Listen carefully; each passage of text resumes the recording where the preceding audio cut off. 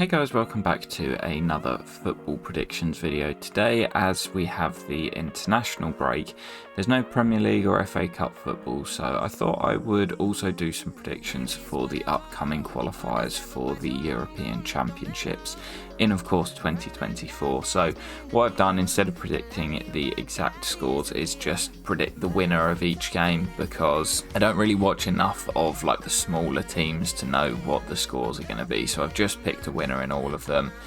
There is no website for this, so I've just done it myself. So let me know what you guys think of my predictions and if there is anything you would change. And we're just going to go through group by group and have a look at the fixtures. This is for the second round of the qualifiers. They have already started by now, but I'd missed the deadline, so this is round 2.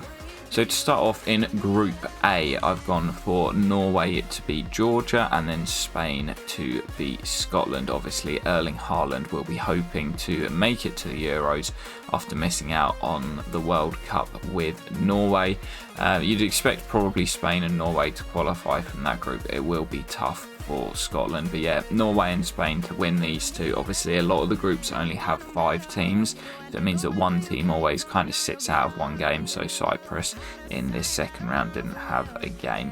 In Group B, I've gone for France to beat the Republic of Ireland and Netherlands to beat Gibraltar. Both of these games on Monday. Again, you'd expect France and the Netherlands to qualify pretty comfortably from this group. I find that with the international football, most of the games are relatively straightforward, and as you would expect, there are obviously some upsets, but the quality just shines through in the end. So France and Netherlands, easy winners for me. Group B is, of course, England, and this might be a little bit more difficult. Obviously, England and Italy, you'd say, are favourites, but Ukraine are pretty decent as well, very competitive. England do face Ukraine on Sunday the 26th. I have gone for England to win that because they're at home and they're very good at Wembley. I've then gone for Italy, the reigning champions, of course, to beat Malta away from home. Again, you'd think Malta and North Macedonia will probably finish as the bottom 2 in the group and will not qualify, but England and Italy favourites, but Ukraine definitely underdogs and one to look out for. Group D could be a little bit more interesting. You've got Turkey, Wales, Croatia, Latvia and Armenia in there. And obviously Wales qualified for the World Cup in the winter, and Turkey and Croatia you would probably have as the 2 favourites to finish in the top 2 spots.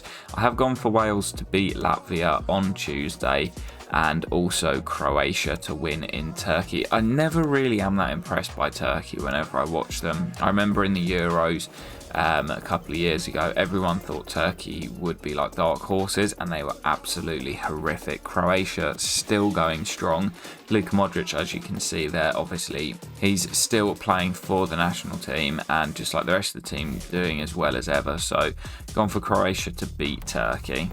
In Group E, there's no real clear favourites, so there'll be a few teams in there that reckon they'll be able to top the group or possibly sneak through and qualify. I have gone for the Czech Republic to beat Moldova and also Poland to beat Albania, but as I say, there's none of the real major top nations in this group, so although you'd say Poland and the Czech Republic are probably the favourites to qualify, can't write off the others because you just never know.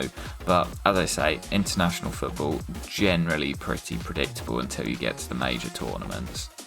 Group F again is an interesting one. You've got Austria, Belgium, Sweden, Estonia and Azerbaijan.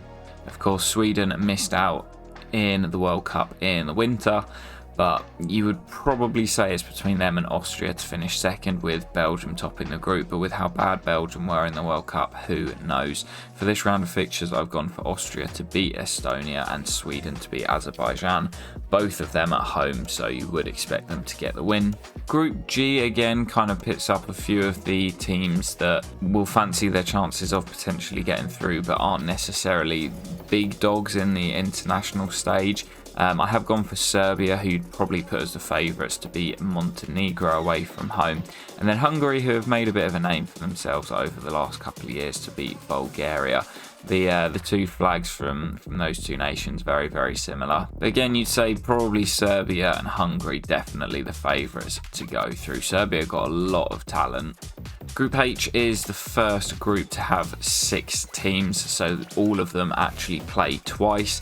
So I've gone for Denmark to beat Kazakhstan, Slovenia to beat poor old San Marino, and between Northern Ireland and Finland I've actually gone for a draw, hence my horrific D that I've tried to draw on PowerPoint. I couldn't call that one, think it'll be quite tight. Northern Ireland aren't particularly strong, so I don't think they'll qualify.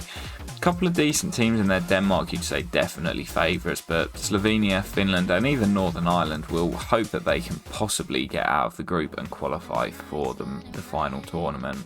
Group I, another with 6 teams. I've gone for Kosovo to beat Andorra, Romania to beat Belarus and Switzerland to beat Israel.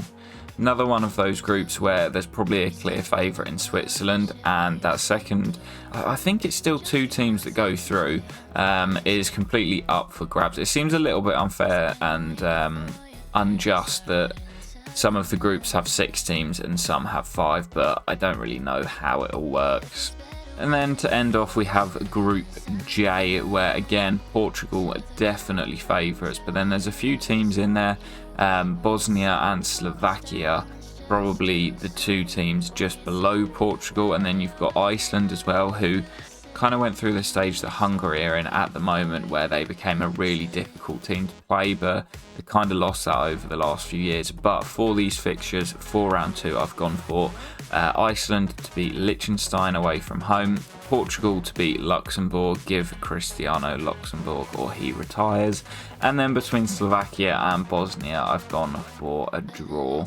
So that is the full predictions roundup for the second round of qualifiers for Euro 2024. Something a little bit different as there was no domestic football. So let me know if you guys did enjoy and if you'd potentially like to see this again. I don't think there's qualifiers for quite a while after this international break. But if you have enjoyed it, make sure to smash a like and we will be back with more predictions very soon. Peace.